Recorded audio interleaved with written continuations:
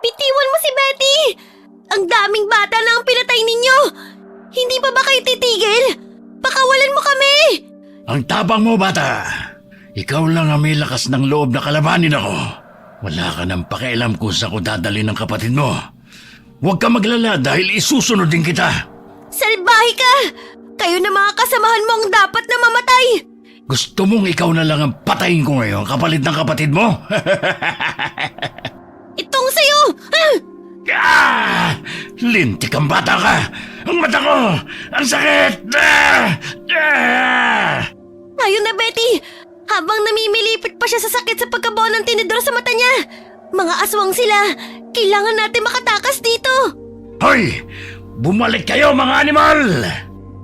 Mahigpit na niyakap ni Lovely ang inang si Teresita habang nag-iimpake ng mga gamit. Ayaw man itong mawalay sa mga anak, ngunit ang pagtatrabaho sa ibang bansa ang tanging paraan upang makaahon sila sa kahirapan. Nay, buo na po ba ang desisyon mong umalis? Dito na lang po kayo, Nay. Tutulungan po namin kayo ni Betty sa pagtatrabaho. Tsaka, hindi naman po ako hihingi sa inyo ng pambaon dahil magtitinda po ako ng nilagang saging sa paaralan. Ayoko pong magkalayo tayo, Nay. Anak, buo na ang desisyon ko. Kailangan kong gawin to para sa kinabukasan ninyong magkapatid. Tsaka, malaking perang kakailanganin natin para maipagamot si Betty. 8 taon na siya pero hindi pa rin siya nakakapagsalita. Matalino naman po siya, Nay eh. Marunong po siyang sumulat at kumuhit. Kahit hindi man siya nakakapagsalita, ako na lang po ang magtuturo sa kanya. Basta, huwag ka nang umalis, Nay. Ayoko man mawalay sa inyo pero ito lang ang tanging naisip kong paraan para mabigyan kayo ng magandang buhay. Tsaka, 2 taon lang naman ang kontrata ko eh. Pagkatapos nun, uuwi ako rito para magkakasama na tayo ulit. Kailangan ko muna mag-ipon para kahit maliit na negosyo lang eh. Makapagpatayo tayo dito. Nandyan naman ang tita mayat ninyo na mag-aalaga sa inyo eh. Ayoko po sa kanya, Nay. Maldita yun eh. Baka saktan pa kami nun. Mukhang maldita lang ang tita mayat mo. Pero mabait yun. Nangako siya sa akin na aalagaan niya kayong mabuti. Padadalhan ko kayo ng pera para mabili niyo ni Betty yung tsokolate. Di ba matagal mo nang gustong bumili nun? Opo, pero kung kapalit no na yung pag-alis nyo, hindi na po ako manghihingi ng tsokolate. Sige na, Nay. Huwag ka na umalis. Akala ko ba nakapag-usap na tayo noon, anak? Huwag ka nang umiyak. Mabilis lang naman ang 2 taon eh. Nay, mamimiss ka po namin. Anak, alagaan mo ang kapatid mo, ha? Huwag kayong pasaway sa tita mayat mo at bigyan siya ng sakit ng ulo, ha? Pinahid ni Teresita ang mga luha ng anak. Bagamat tahimik man ang bunso sa sulok, ay malamlam ang mga mata nitong nakatingin sa ina at kapatid. May autism si Betty at hindi siya nakakapagsalita. Ngunit matalino ito dahil anumang sinasabi sa kanya ay madali nitong nauunawaan. Sa pamamagitan ng pagguhit ay nalalaman ni Lovely ang nararamdaman ng kapatid. Dahan-dahang tumayo ang bunso mula sa pagkakaupo. Ibinigay nito sa ina ang iginuhit sa papel. Para sa akin ba to, anak? Ang ganda ng pagkakaguhit mo sa ating 3 ah. Huwag kayong mag-alala, uuwi rin ako. Kailangan ko lang talagang gawin to dahil sa hirap ng buhay. Oo naman. Hindi ko kayo kakalimutan. Mahal na mahal ko kayong 2. Solong binubuhay ni Teresita ang mga anak. Iniwan siya ng kinakasamang si Kevin nang malaman ng asawa nito ang tungkol sa relasyon nila.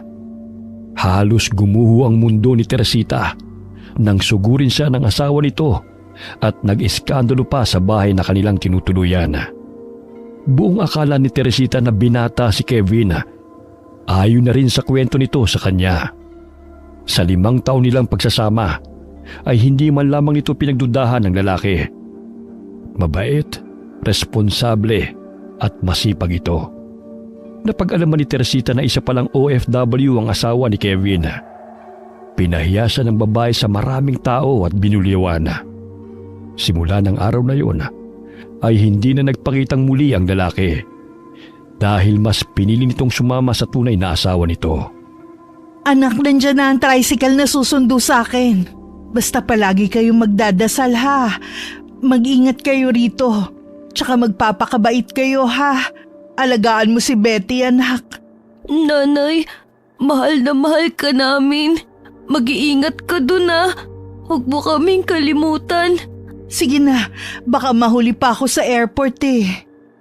Pinahid ni Teresita ang mga luha habang papalayo sa mga anak. Iniwan niya ang mga ito sa bahay ng pinsana. Wala nang nagawa sina Betty at Lovely, kundi ang tanggapin na lamang ang kanilang kapalaran. Hoy, tumahan na nga kayo sa kakaiyak dyan. Ayoko na makulit, tamad at pasaway ha. Bantayan mo ang kapatid mo, Lovely. Hindi kayo narito sa bahay para magbuhay prinsesa. Naiintindihan niyo ba ako? Opo, tita. Dalhin niyo na yung mga gamit niyo sa kwartong malapit sa kusina. Doon kayong dalawa. Tara na, Betty. Dalhin mo na yung bag mo. Tumango ang bunso bilang tugon sa kapatid. Hindi man to nagsasalita. Nakakaintindi naman ito. Taas kilay na tinatanaw ni Mayet ang dalawang bata na pumasok sa kanilang bahay. Ilang sandali dumating si Cesar na kinakasama ng babae. Kung hindi lang dahil sa pera, hindi ko talaga patutuloyin ang dalawang batang yan dito. Hindi ko pinangarap na mag-alaga ng anak ng ibang tao, no? Anak sila ng pinsan mo. Hindi na sila ibang tao sa'yo.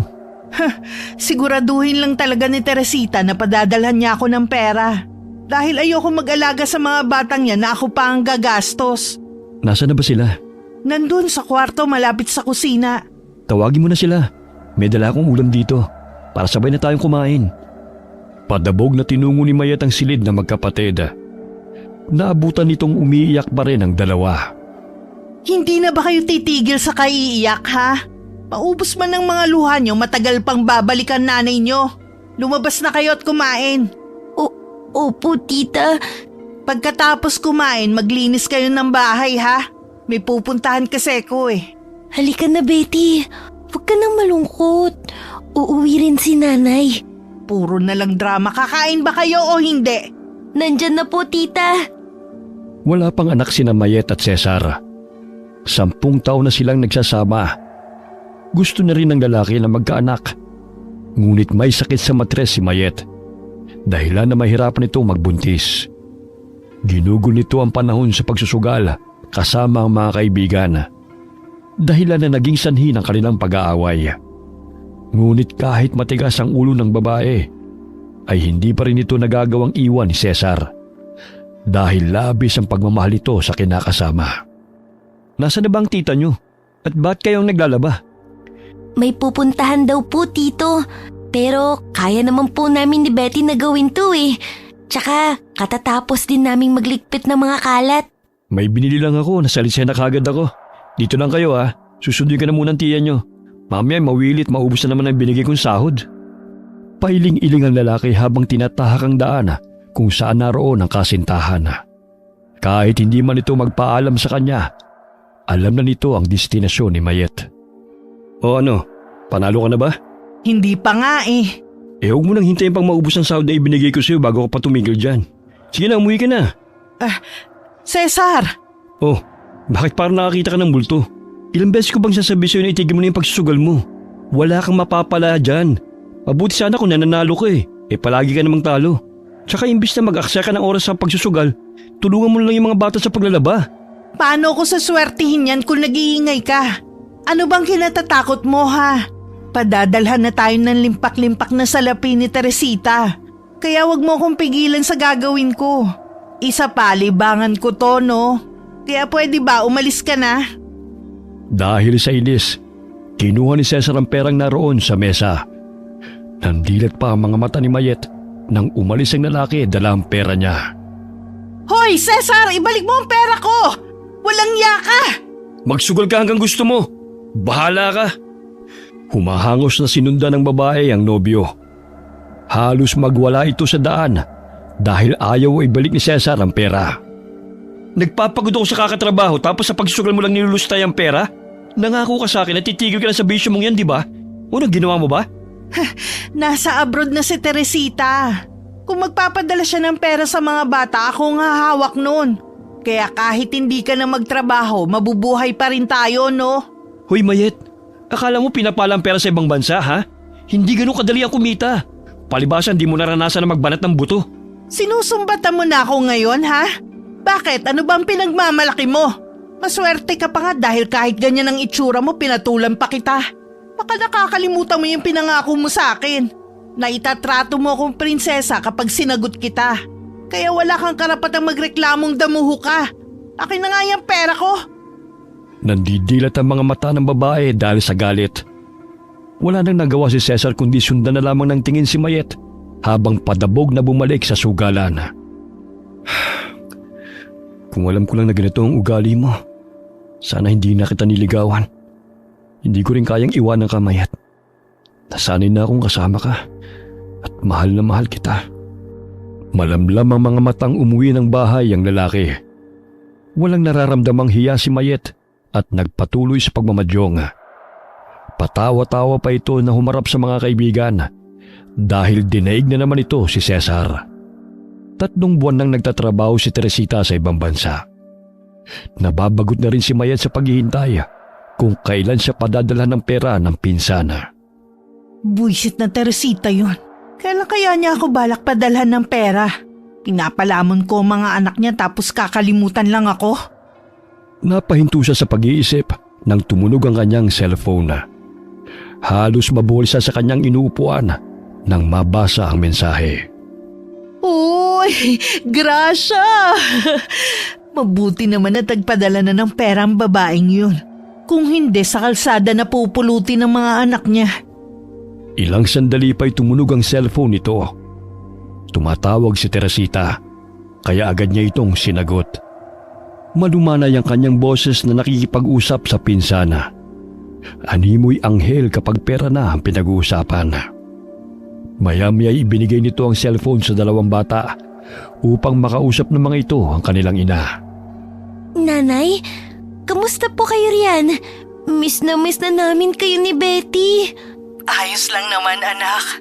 Pasensya na at medyo natagalan ang pagpapadala ko ng pera, ha? Medyo bago pa kasi ko rito, anak eh. Si Betty, kumusta?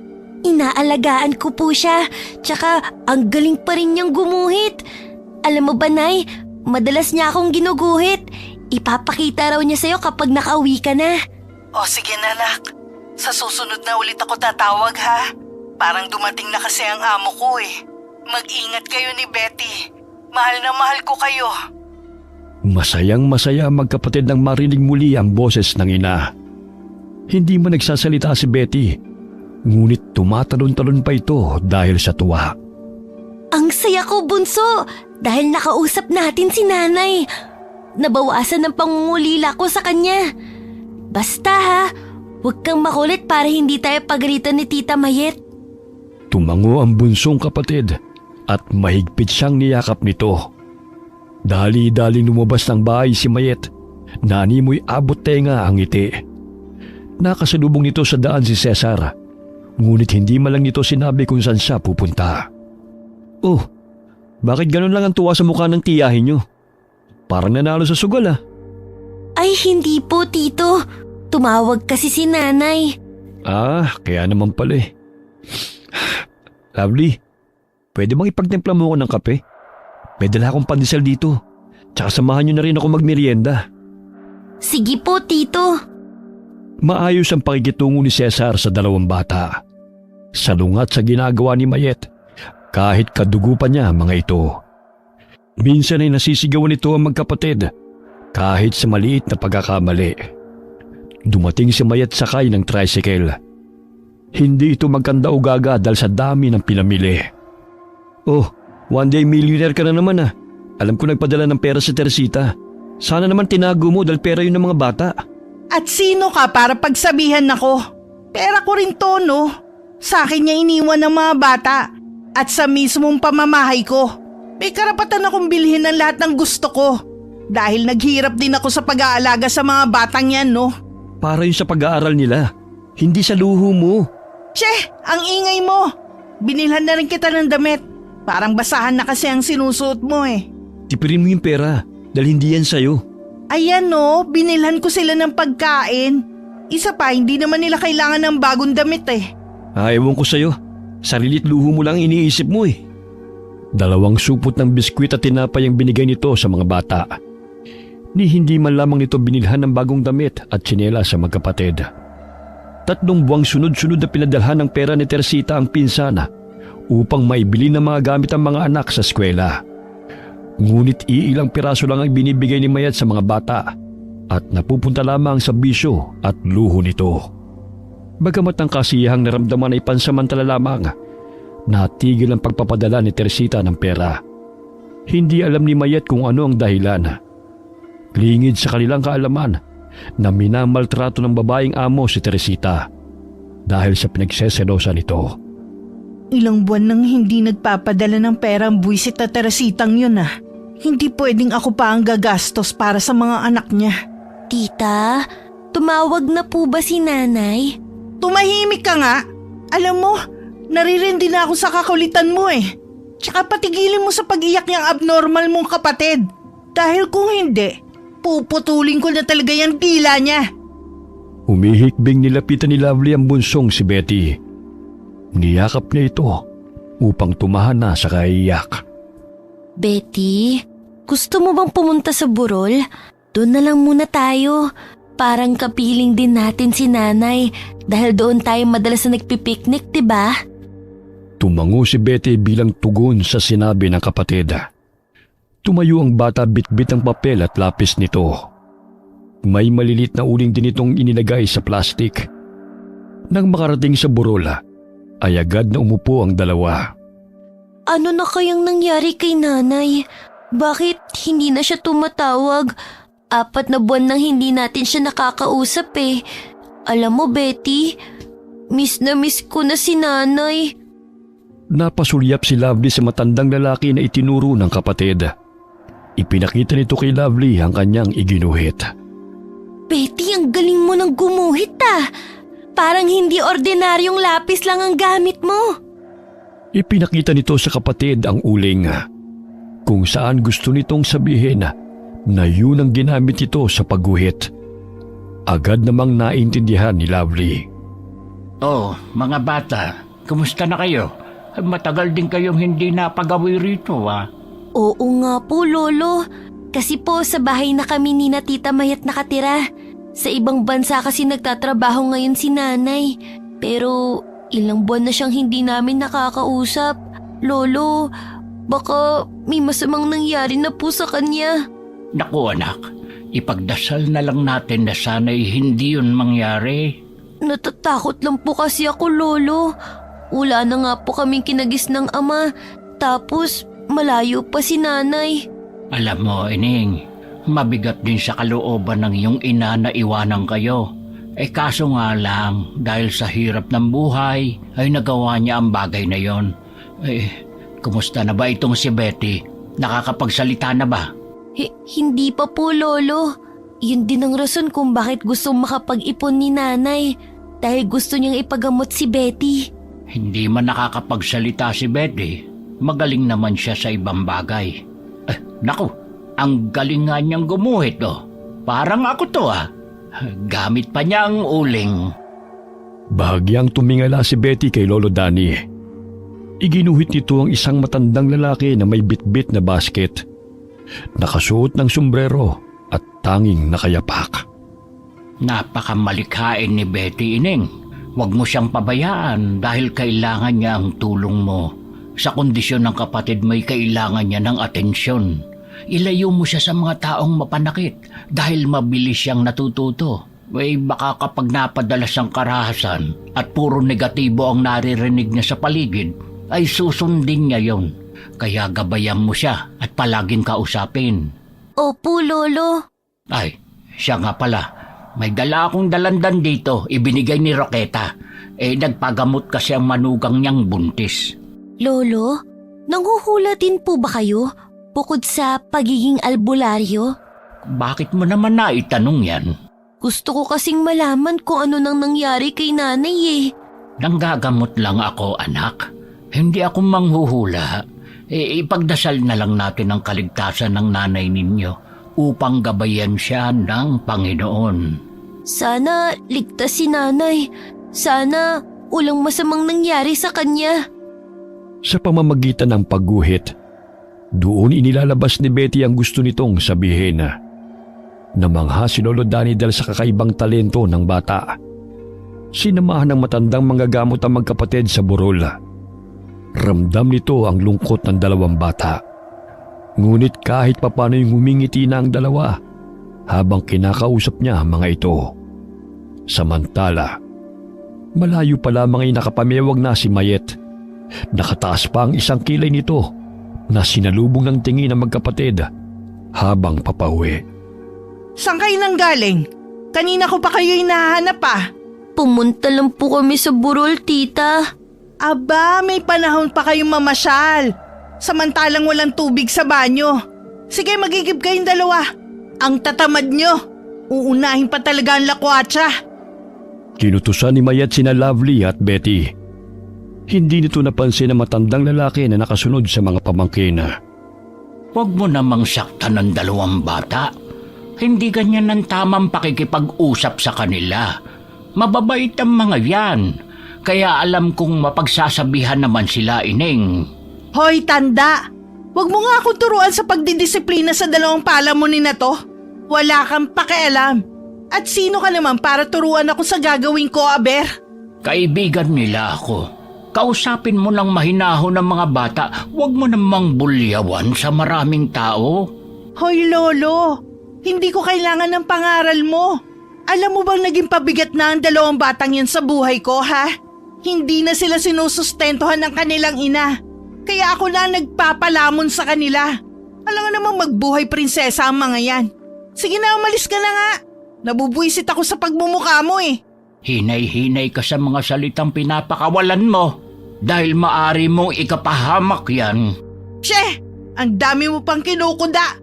Pakailamero kang matanda ka. Inirapan pa ni Mayet si Lolo Danny bago nito tinalikuran.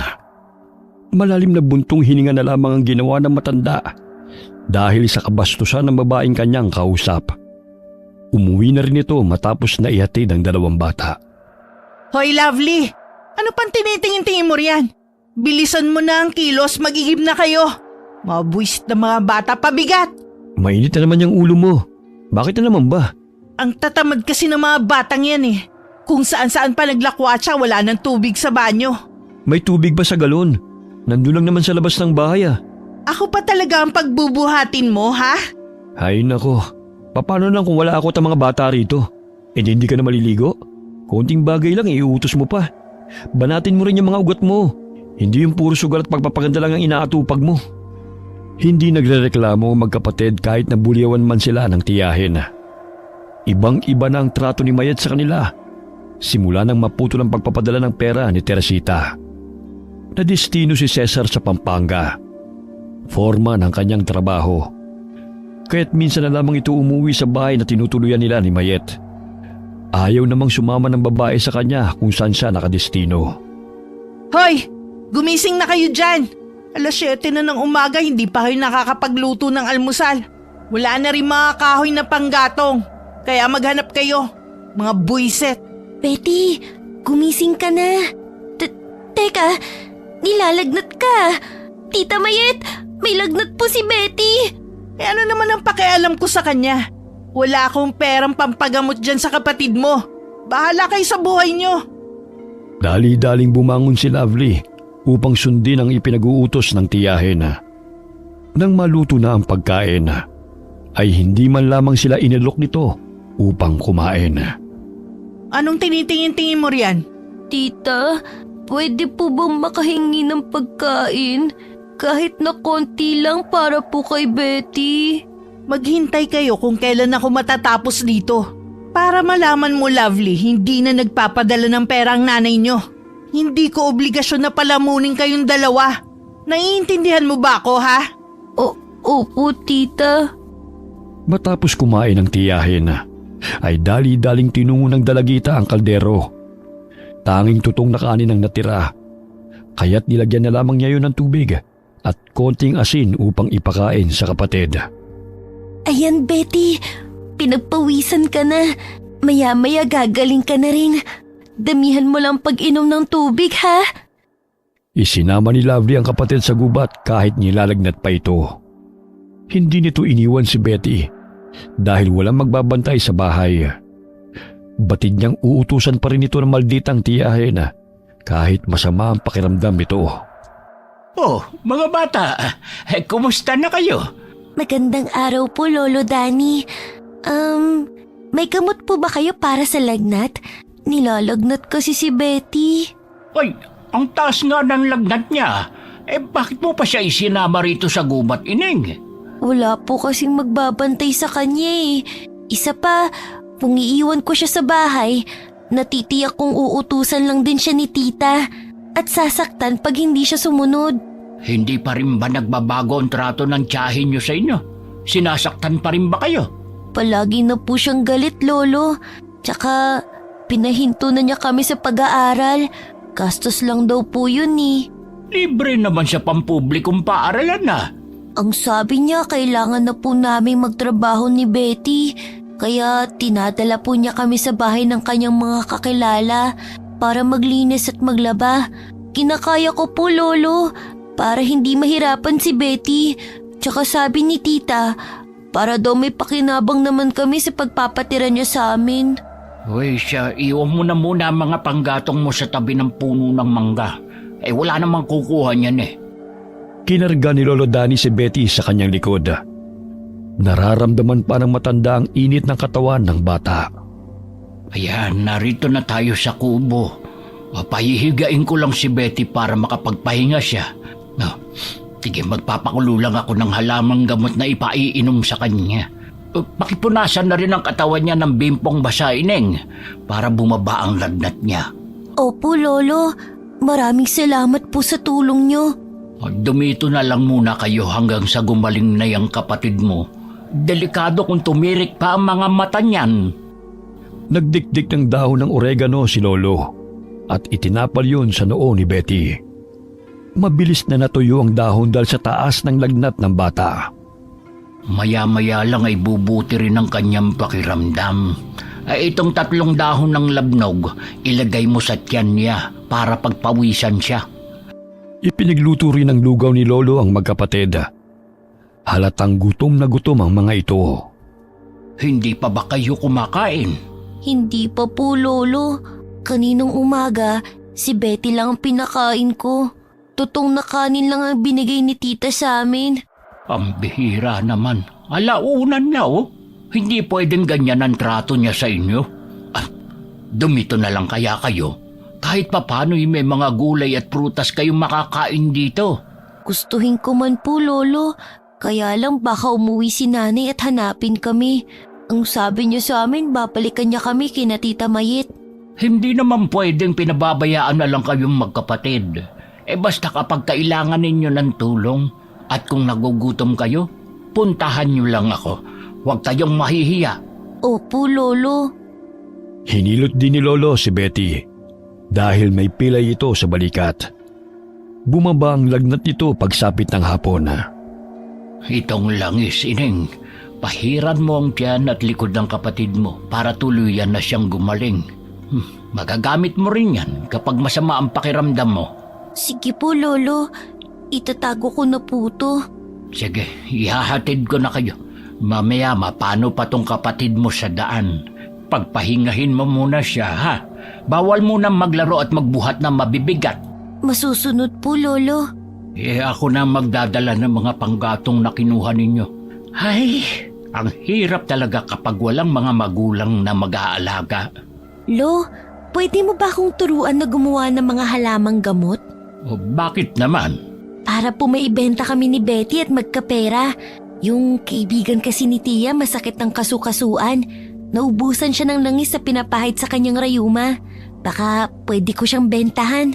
Nakakatuwa ka talagang bata ka. Ay sige, tuturuan kita. Bago yan, umuwi na muna kayo. Baka hinahanap na kayo ng tiyahin ninyong galit sa mundo. 5:30 nang dumating ang magkapatid sa bahay ng tiyahin. Wala ito roon, kaya pumasok sila ng bahay bitbit ang dalang panggatong. Binigyan din sila ng matanda ng saging upang may makain. Agad na nagpaalam si Lolo sa magkapatid bago pa siya abutan ni Mayet. Betty, magpahinga ka na muna sa kwarto. Maglilinis lang ako ng mga kalat. Tumango ang bunso at dumungaw sa bintana. Naaninaw nito ang tiyahin na may kausap na lalaki. Humihit-hit pa ito ng sigarilyo habang nakatingin sa bahay na itinuturo ng babae. Nilapitan ni Betty ang kapatid at kinalabit. May kailangan ka ba, Betty? Umiling-iling lamang ito at itinuro ang kinaroroonan ng tiyahin.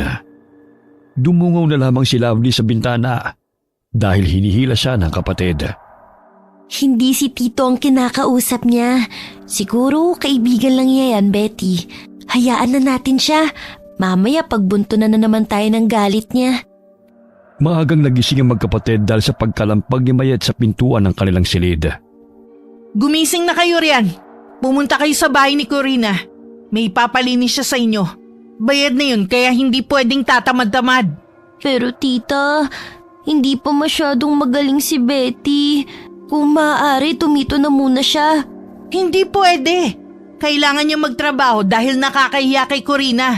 Binayaran na niya ako kahapon. Kaya kailangan niyong pagtrabahuhan yon. Dali, gumising na kayo. Pag nainis ako, tatamaan kayo sa akin. Opo, tita. Maagang tinungo ni Mayet ang sugalan. Hindi pa man nakapag-agahan ay umalis na ng bahay ang magkapatid patungo sa bahay ni Corina. Naawa ang ginang sa kanila, kaya't bago sila pinalinis ng hardin ay pinakain muna nito ang mga bata. Mabuti na lang at mabait si Aling Corina. Pinakain pa tayo. Magpahinga ka na lang, Betty, ah. Ako nang magtitipon ng mga tuyong dahon at magtatanggal ng mga damo sa mga halaman niya. Matapos kumain ay agad na inumpisahan ni Lovely ang paglilinis. Nakaupo sa kawayang silya si Betty habang gumuguhit. Napaawang ang labi ni Lovely na masagip ng paningin ang iginuhit ng kapatid. Parang si Tia at ang lalaki yan na. Kayang-gaya mong tindig nila. Tsaka ang mga paligid kung saan sila naroon. Ang galing mo, Betty! Napangisi ang bunso at nagpatuloy sa pagguhit. Magang natapos ni Lovely ang paglilinis ng garden. Pinadalhan sila ng pagkain ni Aling Corina bago umuwi ang dalawa. Nakasalubong nila si Lolo Danny sa daan, kaya napagpasya ng magkapatid na sumama sa matanda. Lo, saan ka ba pupunta? Ay, uuwi na, Ineng. Saan ba kayo nang galing? Kina Aling Corina ho. Nilinis ko po ang hardin nila. Pwede po bang sumama kami sa'yo, Lolo? Wala naman kaming gagawin sa bahay eh. Tsaka wala naman dun si Tia. Malamang nasa sugalan pa yun. Sige. May ibinigay na hinog na mangga dito si Lorenzo. Nagpahilot kasi siya eh. Kaya pinuntahan ko doon sa bahay nila. Ang bango ng mangga, Lolo. Matagal na rin kami hindi nakakakain ni Betty niyan eh. May tinapay po kaming dala rito. Ibinigay ni Aling Corina. Kainin po natin ito mamaya. Sa pamamagitan ni Lolo Danny, naibsa ng pangungulila ng magkapatid sa kanilang ina. Ngunit hindi pa rin sila nawawalan ng pag-asa na makakapiling din nila si Teresita. Malakas na tumawa si Betty nang matanawang dalawang manok na nagsasalpukan. Abay, naging masayahin na si Betty ah. Opo, Lolo. Alam niyo ba, madalas kanyang hinahanap. Talaga? Ay paano mo naman nasabi yun? Sa pamamagitan ng pagguhit, ang dami nga niyang ginuhit. Nakaupo kayo, nakatayo, nagluluto at ang pinakamaganda, yung dalawa kayo habang ginagamot niyo siya. Sa pamamagitan ng kanyang imahinasyon, nagagawa niya po yun. Tignan niyo po to, Lolo. Pinilahan ko siya ng drawing book nung nakaraang araw. Ay, ang galing nga niya. Itong isang babae at lalaki, hindi naman ako to ah. Si Tita Mayet at ang lalaking kausap nun kagabi. Lahat na lang talaga na makikita ni Betty, kinuguhit niya.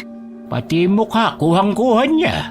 Naku, kapag ipinagpatuloy pa yan ni Betty habang siya'y lumalaki, hindi malayong pagkakakitaan niya ang pagbuhi. Oo nga po, Lolo eh. Sayang nga lang dahil pinahinto kami ni Tita sa pag-aaral. Kaya nga umalis na kayo sa poder niya. kinakawawa kayong dalawa eh. Natahimik si Lovely nang sabihin yun ni Lolo Danny.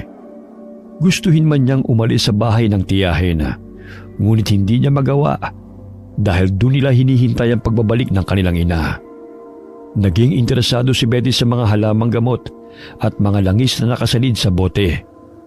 Hindi man ito nagsasalita, ngunit alam ni Lolo kung ano ang gusto nitong ipahiwatig. Kaya't isa-isang sinabi sa kanya ni Lolo ang mga gamit noon at kung ano ang makukuhang benepisyo. Natuwa pa si Lolo dahil isa-isang iginuhit yun ng bata habang nakangiti. Matalino ka talagang bata, Betty. Lo, may mga pangontra din po ba kayo sa aswang? Meron naman, Ining. Bakit mo naman naitanong? Nakakatakot po kasi ang kabilugan ng buwan. Kapag po ganun, ang sabi ng kaklase ko, lumalabas daw mga aswang. Totoo po ba yun? Ayon sa kaalaman ko'y ang ibang angkan ng mga aswang ay nagdidiwang. May mga tansong patalim at mga halamang gamot akong pangontra dito. Pero sa ngayon, wala pa naman akong nakakalaban ng mga aswang. Ngunit kailangan pa rin nating mag-ingat dahil kahit saan may umaaligid ang masasamang nilalang. Lo, pwede po ba akong makahingi ng pangontra? Madalas kasing ginagabi si tita na umuwi ng bahay eh. Minsan inuumaga na. Kami na lang ang naiiwan ni Betty sa bahay. Itong langis na may katas at dinikdik na dahon ng halamang kalabo. Mabisang pangontra ito sa aswang. Nalalason sila rito dahil mapait. Nasusunog din ang balat nila at naihilo dahilan na manghina sila. Mabisa ring gamot sa psoriasis, eksema, sugat at kagat ng insekto ang katas ng kalabo. Marami po akong nakikitang tanim na ito sa daan. Pero hindi ko alam kung saan ginagamit eh. Akin na lang po to, Lolo ah.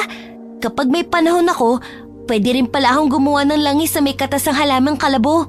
Inilalagay ang mga dahon sa pintuan ng bahay, lalo na kapag may sanggol at buntis. Hindi na kami matatakot ni Betty sa tuwing kabilugan ng buwan, Lolo. Hiniwa ni Lolo Danny ang hinog na mangga.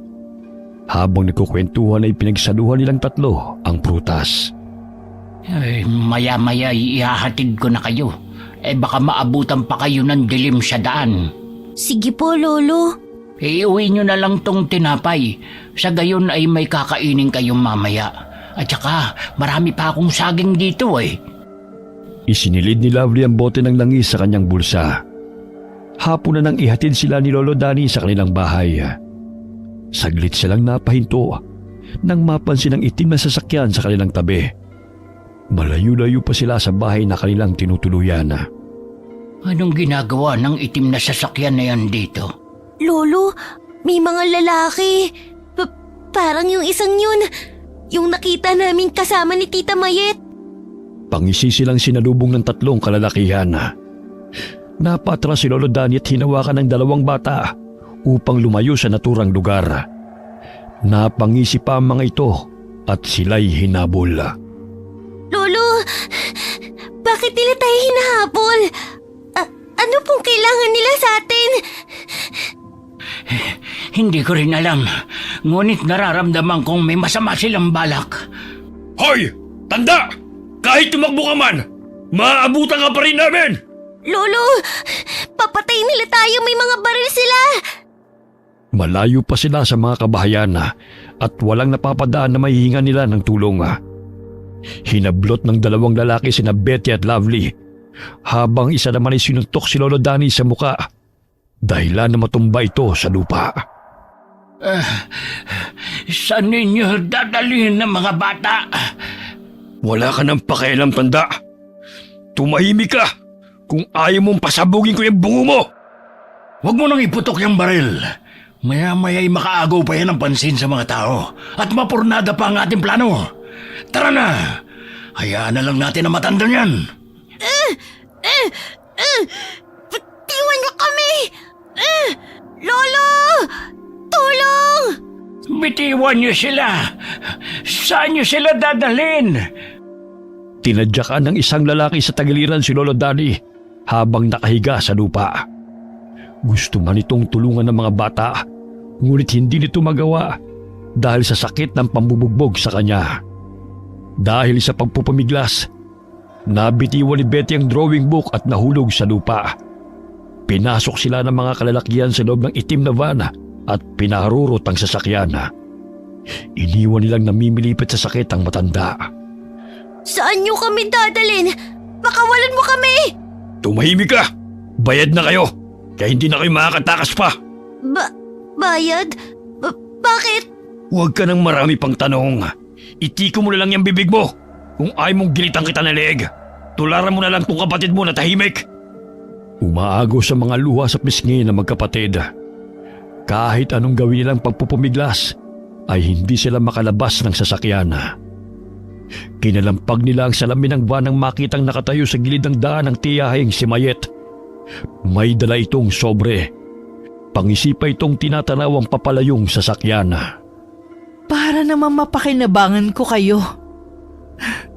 Sa wakas nakahawak din ako ng limpak-limpak na salapi. Grabe ang dami nito. Umuwi ng bahay si Mayet na animoy walang ginawang masama. Ibinenta nito ang mga pamangkin sa lalaking miyembro ng sindikatong kumikidnap ng mga bata. Nakilala nito ang lalaki sa sugalan kung saan malaki ang tinatayang pera. Gayunpaman, walang kaalam-alam si Cesar sa ginawang pagbenta ni Mayet sa mga pamangkin. Pagdating ng bahay, inilatag nito ang mga perang papel sa kama at hinigaan ito. Nakahiga rin ako sa salapi. Kung magtatanong si Cesar kung nasa ng mga bata, sasabihin ko lang na naglayas sa mga yun. Kailangan utak ang pagganahin, hindi puso. Samantala, napansin ng magkapatid na huminto ang sasakyan. Binaba sila ng mga kalalakyan sa isang lugar kung saan tanging matataas na pader lamang ang kanilang nakikita. May naririnig silang mga iyak ng mga bata. Anong lugar to? Pakiusap, gusto na namin umuwi. Hinihintay na kami ni Tita Mayet. Hindi na kayo hinahanap noon. Dahil sa oras na ito ay nagpapakasasala sa pera. Anong ibig nung sabihin? Sige na, bitiwan niyo na kami ng kapatid ko. Hindi ba sinabi kong tumahimik ka? Bakit ang ingay-ingay mo? Tinulak ng lalaki si Lovely at napasubsob ang dalagita sa sementadong sahig. Hindi na kayo makakatakas pa. Para malaman mo, ibinenta kayo ng tiyahin mong mukhang pera. Kayo ang kabayaran sa utang niya sa amo namin. Pasalamat nga siya. Binigyan pa siya ng bonus. Mga salbahe kayo! Anong gagawin niyo sa amin? Alam mo, Iha, hindi na ubra ang pagiging matapang mo rito. Alam mo kung anong ginagawa namin sa mga batang matabilang dila? Pinuputol at kinakain. Wala naman kaming kasalanan sa inyo ah. Bakit niyo kami dinala rito? Kung may utang man si Tita Mayet, siya ang singilin mo, hindi kami. Alam mo bata, kahit mamaos ka pa sa kasisigaw at lumuha ka ng dugo, hindi magbabago ang isip ko. Nakikita mo ba yung mga batang yan? Kaya huwag ka nang mag-inarte dahil may mga kasama ka. Kinaladkad sila ng lalaki patungo sa silid kung saan naroon ang ibang mga bata. Napalukip-kip sila sa sulok at niyakap na lamang ni Lovely ang bunsong kapatid. Betty, hindi ko na alam kung anong nangyayari at kung anong kailangan nila sa atin. Natatakot ako. Baka patayin nila tayo. Ramdam ni Lovely ang nangangatog na katawan ng kapatid. Maging ang mga batang naroon ay hindi tumitigil sa kaiyak. Ilang sandali isinarado ng lalaki ang pintuan at nilisan ng naturang silid. Humahangos na humingi ng tulong sa mga tao si Lolo Danny. Pumutok ang kanyang labi dahil sa lakas ng pagkakasuntok sa kanya ng lalaki. Iminulat ni Mayet ang mga mata nang marinig ang sunod-sunod na katok sa pintuan. Wisit naman oh, panira ng moment eh. Sino ba yan? Anong kailangan mo? Bumungad sa harapan ng babae si Kapitan Joel at si Lolo Danny. Nagsumbong si Lolo sa kapitan na dinukot ng mga kalalakihan ng dalawang bata.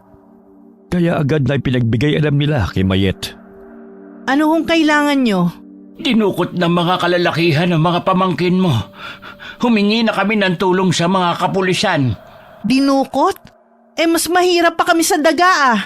Ang sabihin nyo, naglakwatsa ang mga yon. Dinukot ang mga pamangkin mo. Bakit ba wala ka man lang pakialam sa kanila? Kung dinukot nga sila, baka kasabot mo ang mga taong yun. Di ba ikaw ang kasama nila paminsan-minsan?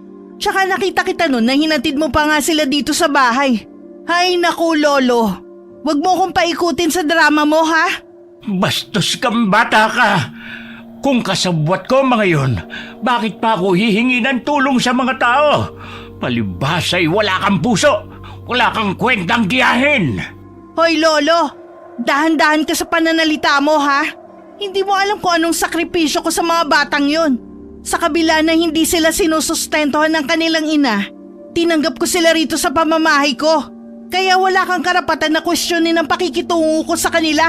Kung wala na kayong sasabihing mabuti, umalis na lang kayo. Alis na! Sinarado ni Mayet ang pintuan at muling pumasok ng silid. Humiga muli siya sa pera na walang nararamdamang pag-aalala sa mga pamangkin. Mga pakialamero. Ilang sandali pa'y muling narinig ng babae ang katok sa pintuan. Hindi niya ito pinagbuksan sa pag-aakalang sinakapitan na naman yun. Iminulat nito ang mga mata nang marinig ang boses ni Cesar. "Babe! Buksan mo ang pinto! May dala ko para sa inyo!" Buisit, umuwi na si Cesar. Sandali, kailangan ko iligpit ang mga perang to. Baka mabisto ko. Itinago nito ang pera sa aparador sa ilalim ng mga nakatubing damit at kinandado. Inayos nito ang sarili bago hinarap ang kinakasama. "Oh, bakit ang tagal mo?" Nagbanyo pa ako eh. Hindi ka man lang nagpasabi na uuwi ka. Sana man lang naipagluto kita na makakain. "Marami akong pasalubong sa'yo. Pasensya ka na't matagal din akong hindi nakauwi ha. Sobrang busy kasi mahal eh. Nasaan yung mga bata? May binili ako para sa kanila." Ewan ko, hindi na umuwi eh. Siguro naglayas. Mga maldita, hindi mapagsabihan. Naglayas? Hindi naman nila magagawa yun ah. At saka mabait sila at pagsasabihan. Hindi na nga umuwi, anong gagawin ko? Kung ayaw nilang manirahan dito, di hindi ko sila pipilitin. Alangan naman habulin ko pa sila. Lalo na yung si Betty, lumalala na talaga ang ugali. Mapapansin ang pagkadismaya sa mukha ni Cesar. Alam nitong hindi magagawa ng mga bata na maglayas. Maliban na lamang kung pinagmalupitan na naman ito ni Mayet. Baka sinaktan mo na naman. Pwede ba wag mo akong sisimulan? Di ba nangako ko sa'yo na hindi ko na sila sasaktan? Ginawa ko naman ah. Ako na nga ang nag-a-adjust para sa kanila eh. Kahit pamamahay ko to, malalaki na sila. Hindi ko na hawak ang utak ng mga yun. Nag-aalala lang naman ako. Tsaka bali-balita na rin kasi ang pagkawala ng mga kabataan. Delikado na ang panahon ngayon. Sige na, kumain na muna tayo. Ikaw na lang, busog pa ako. Padabog na tinalikuran ng babae si Cesar at pumasok na ito ng kwarto. Ngunit napangisi ito ng tumalokbong ng kumot. Hinding-hindi nyo na sila makikita. Nakakabwisit ang mga batang yun. Lalong-lalo na ang abnormal na si Betty. Sa tuwing naririnig ko ang iyak niya, naririnde ko. Hindi ko sila kailangan. Mas importante sa akin ng pera. Wala ngang pakialam ang sarili nilang ina eh. Ako pa kaya nagsahin lang nila sa pinsan? Kalaunan na, nalaman ni Cesar mula kay Kapitan ang isinumbong ni Lolo Dani. Nagpatulong na rin sila sa kapulisan upang hanapin ang dalawang bata. Hindi naglaya sa mga bata, kundi dinukot daw sila ng mga lalaking sakay ng itim na van. Wala ka man lang ginawa para hanapin ang mga pamangkin mo? Anong gusto mong gawin ko? Umiyak ng buong araw at parang baliw na maghahanap kung saan? Hoy Cesar, hindi ko sila anak. Nakikituloy lang sila rito sa pamamahay ko. Kaya wala akong obligasyon na bantayan sila oras-oras. Yung matandang lalaki ang tanungin nyo. Dahil siya ang madalas na kasama ng mga bata. Oh, ayun siya oh. Baka kasabot nga siya eh. Pinuntahan ni Cesar si Lolo Dani upang kausapin at tanungin tungkol sa nangyari. Tignan mo itong ginuhit ni Betty. Pinakita nila ito sa akin bago sila dinukot. Malakas ang kutob ko na ang lalaking ito ay may kinalaman sa pagkawala ng mga bata. Totoo ba, Lolo? Sinabi ko na sa kapulisan ng tungkol dito. Mapapansin ang pagkayamot sa mukha ni Cesar nang napasulyap kay Mayet na nooy kumakain. Ni wala man lang itong pag-aalala sa mga pamangkin. Ilang sandali pa ay may 2 pulis na paparating at tinungo ang bahay ni Mayet. Dahil sa sumbong ni Lolo ay gusto rin kausapin ng mga pulis ang babae. Wala akong kinalaman sa pagkawala ng mga pamangkin ko, no? Bakit niyo ako huhulihin? Hindi ka nila huhulihin. Tatanungin ka lang nila. Ganun pa rin yun, dahil isasama nila ako sa presinto. Yang matandang lalaki na yan ang hulihin nyo. Dahil siya ang palaging kasama ng mga bata. Hindi ako, ano ba? Tignan mo ang iginuhit ng pamangkin mo. Ikaw ito, kuhang-kuha niya. Tsaka ang sabi pa ni Lovely, itong lalaki ay nakita nila, nakausap mo. Paano mo maipapaliwanag ito?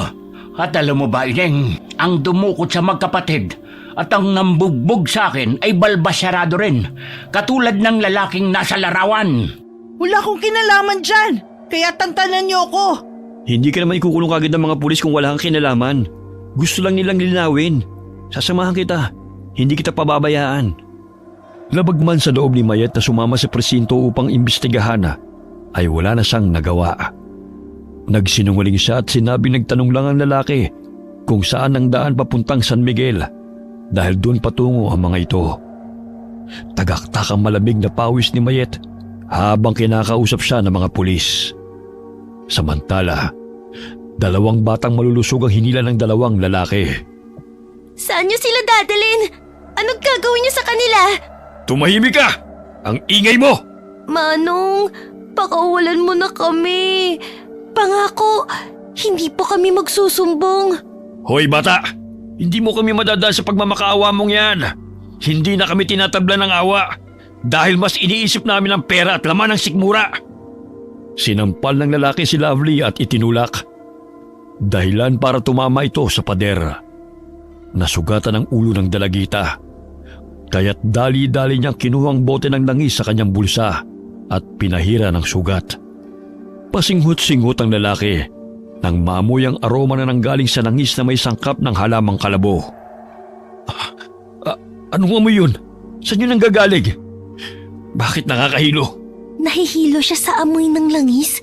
Hindi kaya mga aswang sila katulad ng sinabi ni Lolo? Kailangan ko tong ingatan dahil ito ang magiging sandata namin upang makatakas. Pero ang dami nila at ang tataas ng pader. Hindi kami basta-basta makakalabas dito. Aray, sumasakit na ang ulo ko. Hindi ko makayanan ng amoy. Buwisit ang mga batang to ang babantot. Kailangan nilang maligo para malinis sila kung kakainin. Lumabas ng silid ang lalaki. Naninag ng magkapatid na naduduwal pa ito dahil sa matinding pagkahilo. Betty, huwag kang lalayo sa akin ha. Kailangan nating makatakas dito. Dahil hindi sila pangkaraniwang tao. Mga aswang sila. Siguro tinukot nila tayo upang gawing pagkain. Hoy bata, saan ka pupunta? Tatakbo ka pa, ha? Betty, huwag mo silang tingnan. Nagulat silang lahat nang makitang sinaksak ng lalaki ang batang tumakbo palabas ng silid. Bukas ang pinto, kaya yun ang naisipan nitong paraan upang tumakas. Kumalat ang dugo sa sahig at hinila siya ng lalaki nang bumulagta na ito. Kayong lahat, itong kahihinatnan ninyo kapag nagtangka kayong tumakas. Betty, patay na ang mga bata. Mga salbahe sila. Mahigpit na niyakap ni Lovely ang kapatid. Napalukip-kip sa sulok ang mga batang naroon. Lahat ay takot. Kumalas sa pagkakayakap si Betty sa kapatid. Tumayo ito at tinungo kung saan naroon ang dugo. Walang emosyon at pigil ang pag-iyak. Nagsimula siyang gumuhit sa dingding gamit ang dugong kumalat sa sahig.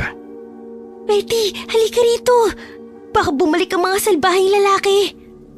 Iginuhit ni Betty ang malaking bilog na animoy 1 buwan. Sa gitna nito ay may mga paniking lumilipad. Sa bandang ilalim ay mga maliliit na bata habang may 2 mataas na lalaki sa tabi ng mga ito na may hawak na patalim. Sa pamamagitan ng pagguhit sa pader gamit ang dugo, ipinaliwanag nito kung ano ang sitwasyon nila. Umupo ka na rito. Alam kong gusto mong sabihin, Mga aswang sila na gusto tayong paslangin lahat. Kabilugan ng buwan. Ayon sa sinabi ni Lolo na maaaring nagdidiwang sila. At tayo ang kanilang magiging pagkain. Tumango si Betty at muling niyakap ang kapatid. Lingid sa kanilang kaalaman na may mga matang nakakita sa ginawa ni Betty. May kamera sa loob ng silid ng mga batang bihag. Kakaibang bata ang isang yun. Hindi siya pangkaraniwang bata. Bumukas ang pintuan at pumasok sa silid ng pinuno ang tauhan nito. Boss, handa na po ang inyong pagkain at inumin. Dalhin niyo sa akin ang batang ito. Kakaiba siyang bata.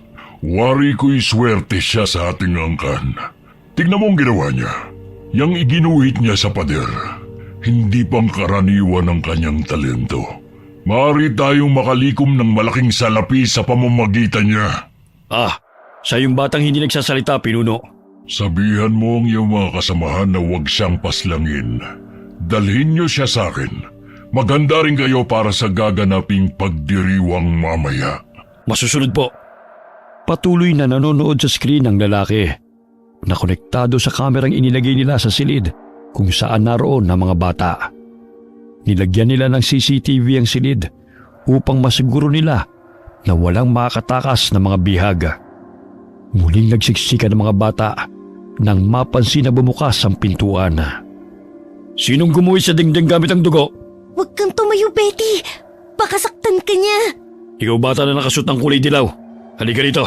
Manong, pakiusap, huwag mong saktan ang kapatid ko. Sinabi nang lumapit ka eh. May tatanong lang ako. Huwag niyo pong patayin ang kapatid ko. Huwag mo siyang ilayo sa akin. Tumahimik ka. Hindi ka ang kailangan ko, kundi ang batang to. Nanginginig na umiiyak si Lovely dahil sa takot na saktan ng lalaki ang kapatid. Bagamat kinakausap lamang ito ng lalaki at tumatango-tango.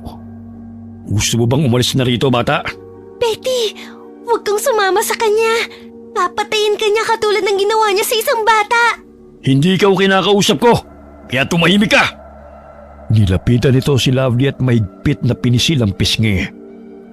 Itinulak pa niya ang dalagita, dahilan para mapasubsob ito sa sahig. Samantala, hinila nito si Betty palabas ng silid at dinala sa kanilang pinuno. Walang susi ang bawat pintuan at tanging pinipindot na numero lamang sa gilid upang bumukas yun. Sa tuwing ginagawa yun ng lalaki, ay tinitignan siya ni Betty. Ikaw pala ang batang magaling gumuhit. Alam mo bang ang husay mo? O ito, kumain ka muna ng pasta. Alam kong nagugutom ka na eh. Walang emosyon na kumain si Betty at tila walang pakialam sa mga lalaking nag-uusap. Matapos kumain ay itinago nito ang tinidor sa bulsa. Sino ang batang kasama niya kanina? Kapatid po niya, boss. Bakit hindi nagsasalita ang batang ito? Pipi ba siya? Pero nakakarinig naman. Hindi ko rin alam, boss. Mula nang dali namin dito, hindi na nagsasalita. Di bale, magiging asset natin siya. Swerte ang talentong meron siya. Ayon na rin sa sinasaad sa libro ng ating angkan. Maghahanda po kami ng mga batang kakatayin mamaya para sa ika-50 anibersaryo ng ating angkan. Marami-rami po kaming nadukot ng mga bata. Natitiyak ko magiging masayang anibersaryong gaganapin. Kayo na ang bahala. Dito na muna ang batang ito. Mayayaman ang lahi ng mga aswang na dumukot sa mga bata. Taon-taon ay nagdidiwang sila sa tuwing sasapit ang kanilang anibersaryo. Ngunit sa pagkakataon na yon, ay enggranding handaan ang gaganapin. Upang mapanatili ang makinis na balat at maiwasan ang pagkulubot ito, ay umiinom sila ng sariwang dugo ng mga bata. Karamihan sa kanila ay may mataas na posisyon sa lipunan. Tulad na lamang ng doktor, abogado, sundalo at iba pa. Kinakausap ng lalaki si Betty, ngunit wala itong nakukuhang sagot sa bata. Kaya hinayaan na lamang nito. Nakatulog ang pinuno ng mga aswang. Hindi nito namalayan na umalis si Betty sa kwarto at pinindot ang mga numero sa pintuan. Bigla yung bumukas na wari alam nito ang password. Animoy pusang nagkubli si Betty kapag may mga tao siyang nakikitang paparating. Bumukas ang pintuan kung saan naroon ang mga bihag. Kaya't natakot ang mga bata sa pag-aakalang may kukunin na namang bata upang patayin. Betty? Paano mo nabuksan ang pinto? Patakbo nitong tinungo ang kinaroroonan ng kapatid at mahigpit itong niyakap. Binigay niya ang tinidor at binaduktot ni Lovely ang ngipin nun upang gawing sandata. Iniwan na naman bukas ang pintuan. Mamaya ay lalabas na naman ang mga bata. Bago pa ito makalayo ay tumakbo si Lovely palapit sa lalaki at tinusok nito ang mga mata. Aray! Mata ko! Buwisit kang bata ka! Bitiwan mo ko! Ang dami na ninyong pinatay! Alam kong wala kayong ititira sa amin! Napansin ni Lovely ang kamera sa ibabaw ng dingding. Kaya't sinabihan nito ang ibang bata na batuhin yon upang mabasag. Nagtulungan sila na batuhin yon ng tsinelas. Binato ng isang bata ang kamera ng damit nito. Pumalakpak si Betty nang sumabit ang damit at natakpan ang kamera. Pinagtulungang bugbugin ng mga bata ang lalaki. Hinila nila ito patungo sa kwarto. Sa tulong ni Betty, nagkaroon sila ng lakas ng loob upang lumaban. Humahangos ang lalaki dahil bumaon ang tinidor sa mata nito. May mga bantay. Kailangan nating makalabas dito. Tsaka may mga taong paparating. Sinenyasan sila ni Betty kung saan sila dapat pumunta. Dahil sa matalas ang kanyang memorya, ay nagawa nitong maalala ang pinipindot na password sa mga pintuan. Tumambad sa paningin ng mga bata ang elevator, kaya't pumasok sila roon. Hoy! Saan kayo pupunta? Buwisit ang mga batang to! Paano sila nakatakas? Bilis! Bilis pumasok na kayo! Kailangan nating makalayo rito. Nandyan ng lalaki. Dahil sa pagkatarantay na pindot ng dalagita ang ground floor, nagsiksikan sila sa elevator hanggang sa bumukas yun at agad silang lumabas. Naku, ang dilim naman dito. Nasaan na ba tayo? Tsaka naaamoy niyo ba yun? Ang lansa. May narinig na pamilyar na boses si Lovely. Sumilip siya sa isang silid. Napatampal siya sa kanyang bibig nang makita ang tiyahing si Mayet na nakakadena. Pakiusap! Tulungan niyo ako! Ayaw ko pa mamatay! Tita, bakit ka nandito? Tinukot ka rin nila? Lovely, ikaw ba yan? Pakawalan mo ko rito! Sige na, maawa ka sa akin! Nakakandado. Sandali lang at hahanapin ko lang ang susi. Bilisan mo, bago pa nila ako tantarin! Umiiyak na nagmamakawa ang babae sa pamangkin. Halos naliligo siya sa sariling dugo dahil sa hiwa nito sa iba't ibang bahagi ng katawan. Napatampal sa bibig ang dalagita nang makita niya ang ulong pugot at tinadtad na katawan sa malaking palanggana. Betty, si Tito Cesar to, di ba?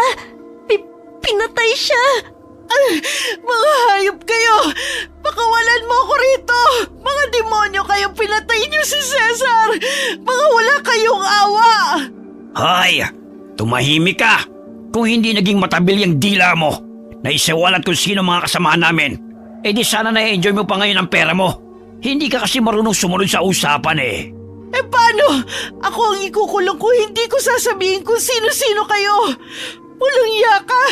Hindi lang kayo pulis, mga aswang din pala kayo! Pakawalan mo ko rito, hayop ka! Diyan ka na babagay. Dinamay mo pa ang nobyo mo. Handa kang ipagtanggol. Kaya nga lang, mas nauna pa siyang mamatay sa'yo. Pakawalan niyo ako rito! Pakiusap! Nagkubli ang mga bata sa ilalim ng mesa, sa aparador at sa likod ng pintuan. Kinuha ng lalaki ang batya na naglalaman ng karne ni Cesar.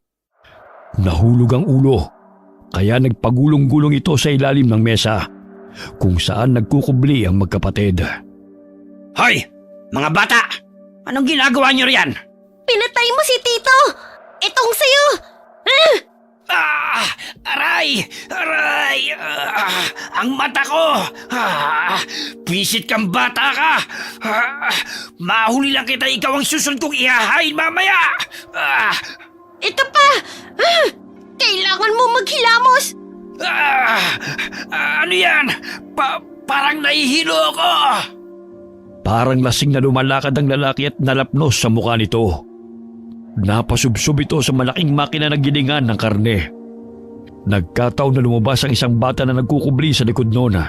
Hindi sinasadyang masagi nito ang on, kaya't nagiling noon ang nawalang malay na lalaki. Nahilo siya sa amoy ng langis na to. Ibig sabihin, aswang din siya. Kailangan kong kalagan si tita. Habang umaandar ang makina, ay patuloy ring naging giniling ang karne ng lalaki. Napahinto lamang yun ang muling nasagi ng isang bata ang buton. Kinuha ng dalagita ang mga susi na nakasabit sa bewang ng lalaki at kinalaga ng tiyahin. Tulungan niyo ako! Kailangan nating umalis rito! Papatayin nila tayo! Pinatay nila ang tito niyo! Tayo na tita, may pintuan akong nakita. Baka yun ang daan. Aray! Dahan-dahan, Betty! Lovely!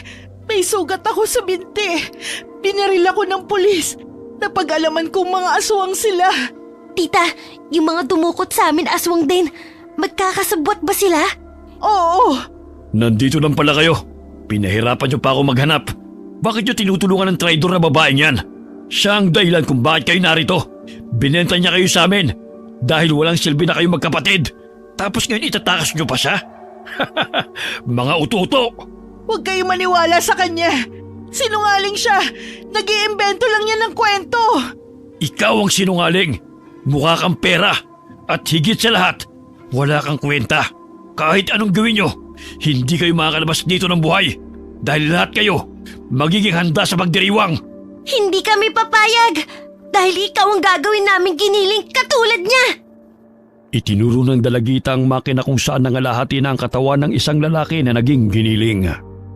Nandilat ang mga mata nito na nakayanan ng mga bata na pumatay. Nagbago ang anyo ng lalaki. Kumulubot ang balat nito at nanlilisik ang mga mata. Ikaw na batang pipe, inakala pa naman ni pinuno na isa ka sa magdadala ng swerte sa aming angkan. Ngunit isa ka palang salot. Huwag mong pagsalitaan ng ganyan ng kapatid ko. Dahil hindi siya salot katulad niyo. Kayo ang salbahe. Kaya kayo ang dapat na mamatay. Ikaw na bata ka. Kahit kailan palabang ka talaga. Pero ngayon, sisiguraduhin kong patatahimikin na kita. Sige, lumapit ka. Kung gusto mong isaboy ko sa'yo ang langis na to. Bakit? Mapapaslan mo ba ako gamit niyan? Gamitin mo na lang yan na panghilo sa nananakit mong mga kalamnan. Dahil babaliin ko yung mga buto mo. Lovely! Lumalapit na siya! Umatras sila sa lumalapit na aswang. May nadampot na kutsilyo si Betty, kaya inihagis niya ito sa aswang. Nadaplisan ito sa balikat, kaya't nadagdagan ang galit nito. Ikaw na batang hindi marunong magsalita. Napakapili mo rin ha? Pwes, hindi iira ng kakulitan niyo kung isa-isa na kayo magiging bangkay. Nasaan ang mga susi? Ito po, tita. Kinuha ni Mayet ang mga susi sa pamangkin at gumapang ito papunta sa pinto sa bandang likuran.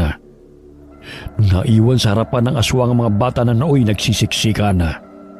Yung mga palad niyo akin na. Kailangan natin magpahid ng langis sa katawan natin para hindi nila tayo malapitan. Mga aswang sila. Kaya makakatulong tong langis na may halaman ng kalabo bilang pangontra sa kanila.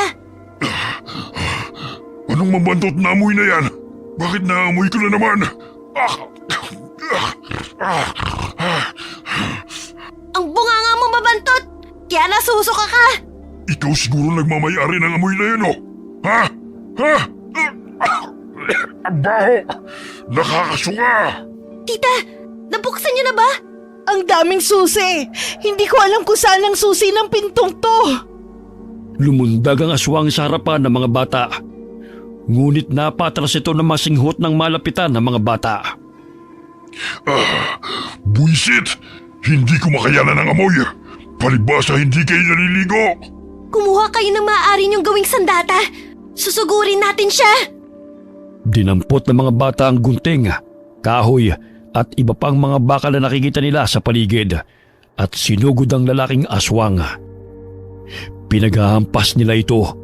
Bago pa man ito maiputok ang barel, ay malakas na hinampas ni Lovely ang braso nito gamit ang kadena. Dahilan na tumilapon ang hawak nitong barel. Sa hindi inaasahan, tumama ang baril sa dingding at pumutok ito. Tinamaan sa sentido ang lalaking aswang.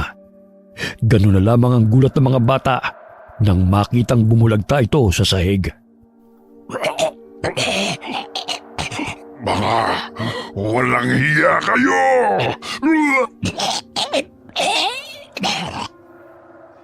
Patay siya! Oo! Patay na siya! Yay! Makakatakas na tayo! Ay sa wakas, nabuksan ko rin ang pinto. Tita! Makakatakas na tayo! Saan na tayo pupunta ngayon? Kailangan natin maghanap ng sasakyan. Yun lang ang paraan para makalayo tayo rito. Ayun! May sasakyan! May mga tao, mga nakaayos at nakasuot ng disenteng damit. Pero sa likod ng kanilang kasuotan, mga demonyo nagaan yung tao. Magtago tayo ron sa mga halaman. Aligagana ang mga tauhan ng pinunong aswang habang hinahanap ang mga batang bihag na nakatakas. Buisit! Natakasan pa tayo ng mga ordinaryong bata. Tingnan mo nga ang itsura mo. Paano ka naisahan ng mga batang yun? Ang tagal mo ng trabaho ito. Lalampa-lampa ka pa rin. Ano na ipapakain natin sa mga kasosyo at mga bisita ko? Naisahan tayo na magkapatid na yun eh. Lalo na ang batang hindi nagsasalita. Hindi ko sukat akalain na mabilis niya mahuhulaan ng password ng mga pintuan. Ang sabihin ninyo, tatanga-tanga kayo. Naging kampante na lang kayo. Muntik pa tayong mabisto dahil sa babaeng nakatransaksyon ninyo. Mga palpak! Hala, hanapin niyo mga bata. Dahil kung wala kayong ihaharap sa akin, kayo ang papatayin ko! Opo, boss. Umaga ang mga mata nito. Ang isa'y hindi na makakita dahil sa lalim ng sugat. Ngayon lang to nangyari. Ang tapang ng mga batang bihag. Mabubulilyaso pa ang anibersaryo dahil sa mga buwisit na yun. Paika-ikang tinungo ni Mayet ang sasakyan. Napangisi ito nang bumukas ang pintuan. Nandito pa ang susi. Sa wakas makakatakas na ako sa mga demonyong yun. Bilisan niyo! May nahanap ng sasakyan si tita! Makakatakas na rin tayo! Hindi ko na palalampasin ang pagkakataong to. Hindi ko na sila mahihintay. Tita! Tita! Hintayin niyo po kami! Tita! Pinarurot ni Mayet ang sasakyan at iniwan ng mga bata. Napapangisi pa ito habang nilingon ng mga batang humahabol sa kanya. Pasensya na kayong mga bata. Kailangan ko lang gawin to para mailigtas ko ang sarili ko. Kumusta ka? Hindi pa rin talaga nagbabago ang ugali mo? Traidor ka pa rin! Akalain mo, iniwan mo mga bata para maisalba ang sarili mo? Pues, wala ka pa rin takas! Aswang! Bitiwan mo ako! Akala mo talaga malulusutan mo ang iyong mga kasalanan? Ang pagtraidor mo sa aming grupo? Para lang malusutan ang ginawa mong pagbenta sa mga pamangkin mo? Malaking pagkakamali ang kalabanin kami. Patawarin mo ko. Pakiusap, hayaan mo na ako umalis. Napakaamo mo naman kung humingi ng tawad. Traidor ka!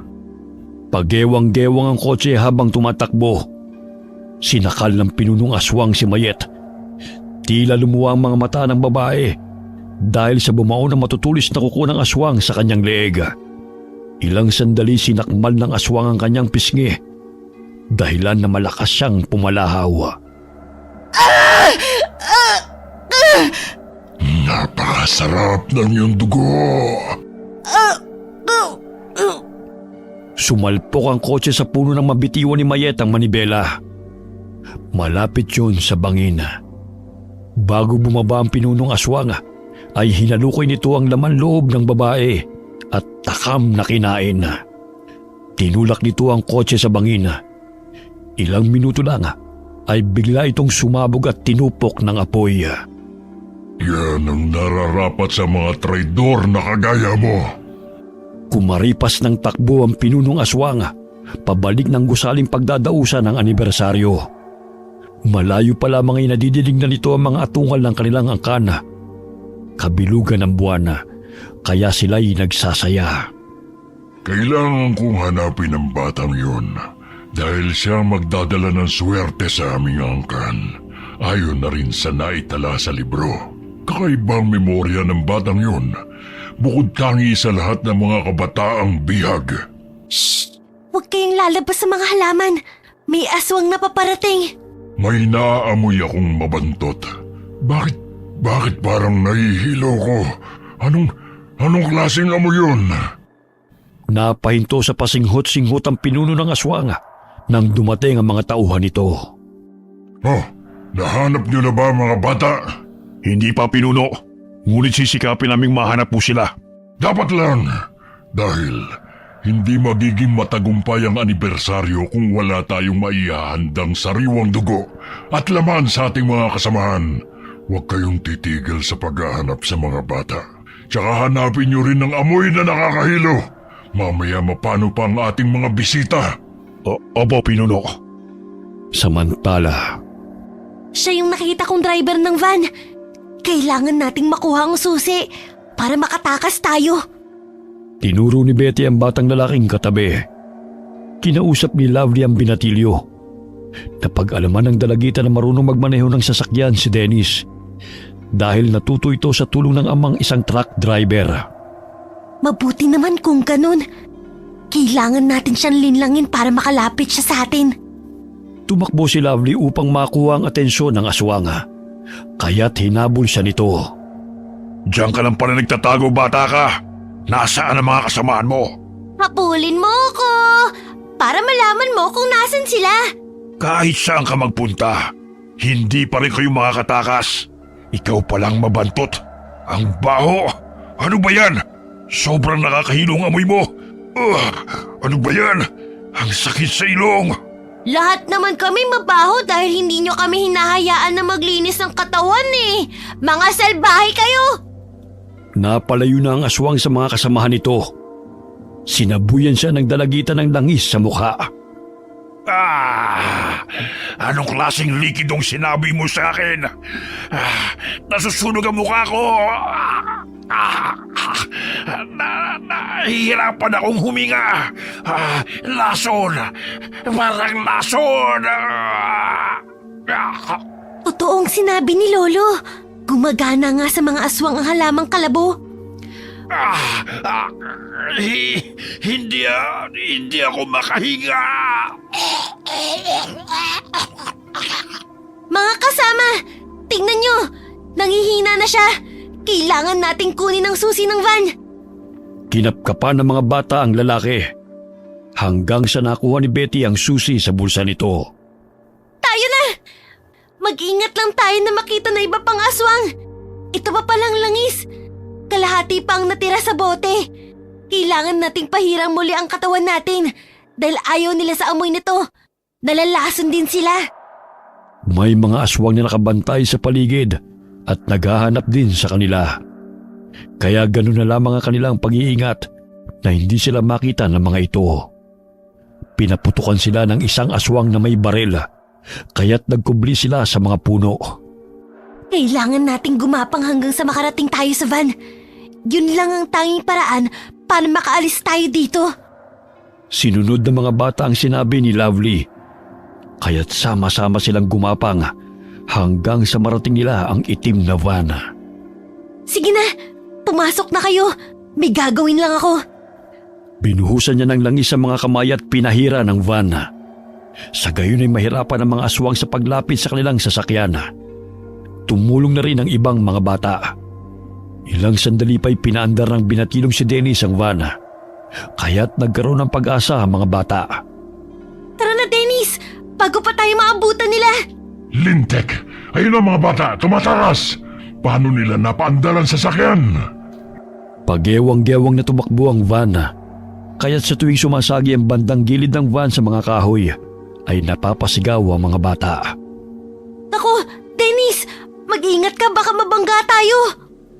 Pinapatakan ni Lovely ng langis ang daan. Sa gayon ay makapagbigay ng aroma na siyang inaayawan ng mga aswang. Hinabol ng mga aswang ang sasakyan. Tumalo ng isang aswang at sumampa sa bubungan. Ngunit malakas itong pumalahaw nang mapaso at nakaramdam ng kate sa mga paa.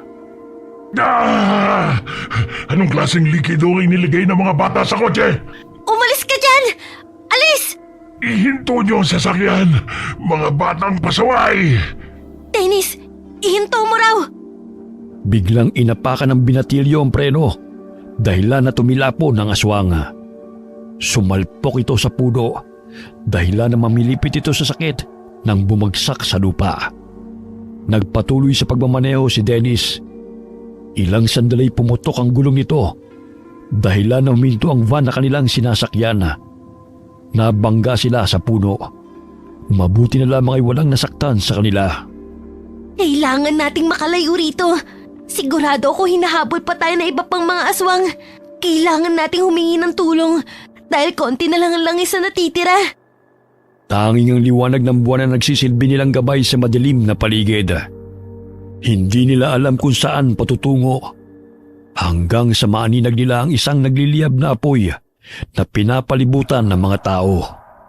Sino sila? Mga aswang din kaya sila? Sana naman hindi. Samantala, Mga kasama, may naririnig ba kayong mga kaluskos? Sa palagay ko, malapit lang dito sa atin. kinalabit ni Betty ang kapatid at sumenyas ng tulad ng palagi nitong ginagawa sa tuwing makikita nito si Lolo Danny. Tama, si Lolo Danny ang isa sa mga taong yun. Humingi tayo ng tulong sa kanila. Lolo! Tulungan niyo po kami! Hinahabol po kami ng mga aswang! Mga bata, mabuti at ligtas kayo. Ilang araw na namin kayong hinahanap. Kaya nagsagawa na kami ng ritual na gabayan kayo ng puti ang gabay. Lolo, mga aswang! Pinatay nila sina Tio Cesar at Tia Mayet. Halina kayo. Doon kayo sa kuweba. Magpahinga muna kayo roon. Tahan na. Huwag na kayong umiyak. Nahinto sa pagdarasal ang mga manggagamot. Humingi ng tulong si Lolo Danny sa kanyang mga kaibigan upang hanapin at gabayan ang dalawang bata. Maging sina kapitan at mga tauhan nito sa Sitio San Diego ay naghahanap din sa mga nawawalang mga bata. Samantala, nababagot na ang mga bisita dahil hindi pa rin inilalabas ng pinunong aswang ang mga batang bihag. Naubos na ng mga ito ang tinadtad na karne na inihain sa kanila. Pagpasensya na muna ninyo. May konting aberya lang dahil nakatakas sa mga bihag. Ngunit sisikapin naming maibalik sila rito. Nakatakas po sila. Wala na po sila sa loob ng hasyenda. Marunong palang magmaneho ang isang batang lalaki. Tsaka yung mabantot na amoy at nakakahilo ay pagmamayari ng batang babae. Nakakalason din, kaya hindi kami makalapit sa kanila. Mga inutil! Gumawa kayo ng paraan upang hindi masira ang ika-50 anibersaryo ng ating angkan. Kung hindi, ako mismo ang papatay sa inyo! Opo, Pinuno. Nagkaroon ng ideya sina Lolo Danny. Humingi rin siya ng tulong kay Kapitan upang sugurin ang angkan ng mga aswang. Nagtulungan sila sa pangunguhan ng mga halamang kalabo. Dinikdik yun at inilagay sa water tanker. Yun ang naging paraan ni Kapitan upang mapadali ang kanilang paglusob. Dumito na muna kayo mga bata. Pupuntahan lang namin ang lugar kung saan naroon ang mga aswang. Pero mapangalip na po, Lolo. Ayaw po namin mapahamak kayo. Ligtas kayo rito. Kasama ninyo ang aking mga kaibigang manggagamot. Hindi nila kayo pababayaan. At saka, hindi makakapasok ang mga aswang dito dahil maraming pangontrang inilagay sa paligid. Lolo, ayoko pong pati kayo saktan nila dahil kayo na lang po ang taong malapit sa amin. Gagawin namin ito para hindi na sila muling maghasik ng lagim upang wala ng batang gagawing pagkain. Mag-iingat po kayo, Lolo, ha? Tsaka, ipangako mo na babalik ka. Pangako, babalik ako. Sinugod ng mga manggagamot ang hasyenda kung saan naroon ang angkan ng mga aswang. Kasama sina Kapitan at ang binatilyong si Dennis. Maliban sa katas ng mga halamang kalabo na inihalo sa tubig, ay may mga sandata at pangontra din ng mga manggagamot na nakasukbit sa kanilang katawan. May sasakyang paparating. May bisita pa ba tayong inaasahan? Anong oras na? Dahil sa hardin ipinagdiwang ang anibersaryo, ay nagsipulasan ng mga aswang ng tamaan ng tubig na may katas ng dahon ng kalabo. Nakaramdam din sila ng pagkahilo at init ng katawan sa tuwing madadampian ng tubig. Anong ginagawa nila? Sinisira nilang anibersaryo. Sugurin sila, mga walang hiya! Pinaulanan ng bala ng mga armadong aswang ang grupo ni na Lolo. Ngunit alisto ang mga manggagamot na umilag at pinaulanan din ng mga ito ng palaso na gawa sa tanso ang matalim na dulo nito. Dahil sa galit ay lumampas ang pinuno ng mga aswang. Hinarap nito ang mga taong lumusob sa kanila. Sino ang nagbigay sa iyo ng karapatan na sirain ang pagdiriwang namin? Mga wala kayong magawa kundi ang pakialaman kami noon pa man. Kayo ang dahilan kung bakit nauubos ang angkan namin. Mga salot kayo sa lipunan! Kayo ang dumukot sa mga batang walang kamuang-muang upang gawing pagkain.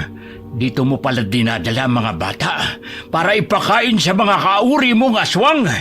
Pagbabayaran ninyo ang pagsira sa pagdiriwang na ito. Bago pa man kalabitin ng pinunong aswang ang gatilyo ng barel, ay nakatutok ng hos sa kanya. Pinaliguan siya ng tubig na may kasamang halaman ng kalabo. Kaya't nandilat ang mga mata nito nang makaramdam ng katay sa buong katawan. Nahihilo din siya dahil sa mabantot na amoy at pait ng katas ng dahon. Bakit hindi ako makahinga? Ang init ng katawan ko. Laso ng dahon ng kalabo kapag lumapat sa balat ng aswang. Hindi nga nagkakamali si Ama. Iilan pa lang sa mga manggagamot ang gumagamit nito pangontra sa mga aswang. Itigil niyo yan. Nasasaktan ako. Ang init. Ang sakit sa balat. Pakiusap. Itigil niyo yan. Maraming inosenteng bata ang pinatay ninyo. Munti ka na mga batang kaibigan ko. Labis ang takot na pinaranas nyo sa kanila. Kaya kailangan mo magdusa. Mga walang hiya kayo. Papatayin ko kayong Hindi pa man natatapos sa pagsasalita ang pinunong aswang, ay humandusay na ito sa lupa. Maging ang mga kasama nito hindi makayanan ng amoy at pait ng halamang kalabo. Natuyo ang kanilang balat na animoy na sunog. Ilang sandali pa'y dumating ang mga kapulisan. Doon nila nakumpirma na ang mayor sa mismong baryo ang siyang dumudukot sa mga bata at pumapatay. Naiwan sila kapitan at mga kapulisan sa pag-iimbestiga sa mismong lugar. Umuwi si Lolo at mga kasama nitong manggagamot na napagtagumpayan ang kanilang misyon. Lolo! Akala po namin hindi ka na babalik. Ang tagal niyo po kasi eh. Natakot po kami ni Betty. Ayaw po naming mapahamak ka. Pwede ba yun? Minsan na nila akong nasaktan. Hindi ko hahayaan na masanay sila. Kailangan nating lumaban. Nahuli na ba ang mga aswang, Lolo? Nasaan na sila ngayon? Patay na ang karamihan sa kanila. Lalo na ang pinuno nila. Huwag kayong mag-alala. Hindi na kayo babalikan ng mga aswang na yun. Nakatakas ang iba sa kanila, ngunit takot na mga yon na mambiktima. Lalo na't may kaalaman tayo sa mga pangontra. Paano na po kami ni Betty? Saan kami titira? Kayong patay na sina Tio Cesar at Tia Mayet. Ayaw po namin sa bahay ni Tia. Baka multuhin kami. Kung gusto ninyo, doon ko na kayo patutuloyin sa bahay ng pamangkin ko. Sa kabilang barangay lang yun ang tinitirhan ninyo. Kung makakauwi naman ang nanay ninyo at hanapin kayo, nariyan naman si Kapitan para tumulong. Mabait ang pamangkin kong si Leonila. May isang anak na babae at natitiyak kung magkakasundo kayo. Hindi ba pwede sa inyo na lang, Lolo? Matanda na ako, anak. Pwede ko naman kayong bisitahin eh. At saka ang sabi ni Kapitan ay makakabalik na kayo sa pag-aaral. Mas malapit ang paaralan sa bahay ni Leonila kumpara sa bahay ko. Ganun po ba, Lolo? Sige po. Basta, bibisitahin niyo po kami palagi, ah. Ay, oo naman. Kayo talagang mga bata. Makalipas ang 1 taon na, nakauwi si Teresita sa Pilipinas sa tulong ng kapwa nito katulong. Naawa sa kanya, kaya lihim na nagsumbong sa agency. Inimbestigahan ang pangyayari at nalaman na nilabag ng kanilang amo ang karapatan ni Teresita. Marami rin itong nakitang pasa sa katawan. Pinagbayad ang employer sa pinsalang dinulot ito kay Teresita. Kaya't napagpasya nito na umuwi na lamang ng Pilipinas upang muling makasama ang mga anak. Sapat na rin ang kanyang pera upang makapagpatayo ng karinderya. Naging emosyonal ang pagtatagpo na mag-iina. Hindi rin makapaniwala si Teresita sa nangyaring pagkamatay ng pinsang si Mayet at ni Cesar. Naging aral kay Teresita na hindi lahat ng pumupunta sa ibang bansa ay nagiging matagumpay. Ganun na lamang ang takot nito nang ikwento ng kanyang mga anak ang tungkol sa karanasan ng mga ito sa kamay ng mga aswang. Okay, sana po nagustuhan nyo yung kwento natin.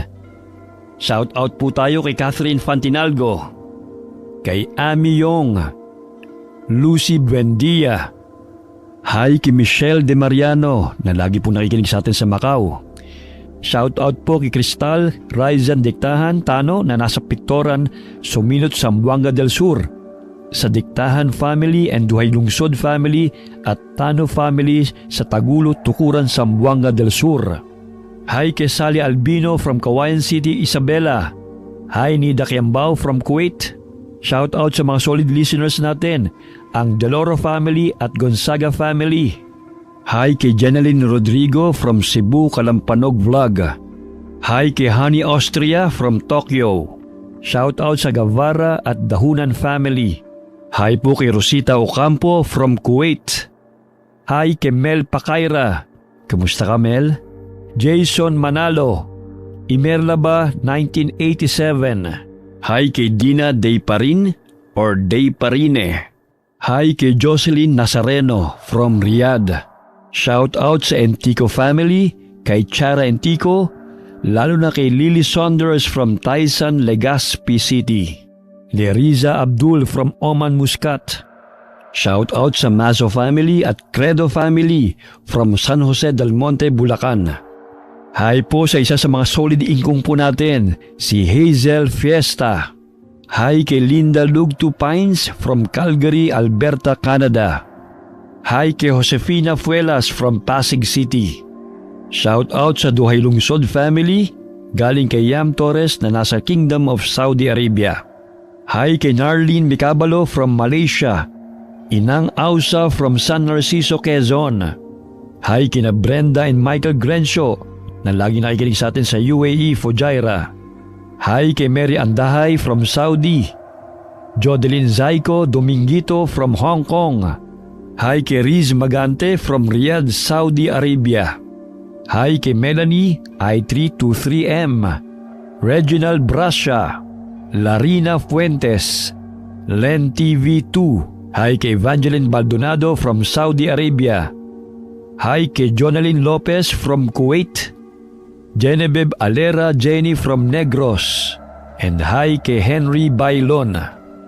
Okay, maraming salamat po sa inyong lahat.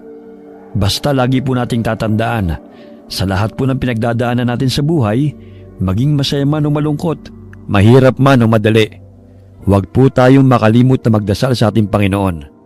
Hanggang sa muli po, God bless po sa inyong lahat.